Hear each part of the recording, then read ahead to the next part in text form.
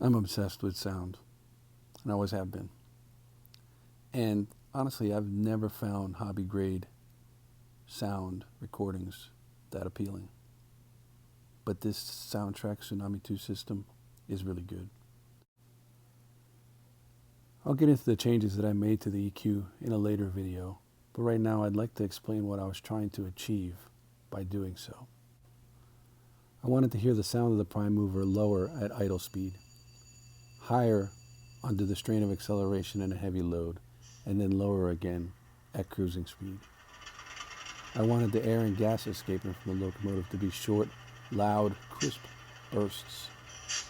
I also wanted to recreate that feeling of diminished sound at distance, and as the locomotive moves further away from you, it gets quieter and quieter.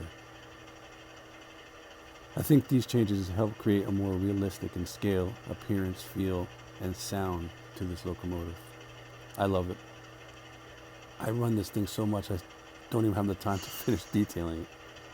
Hope you guys enjoy it. Let me know what you think.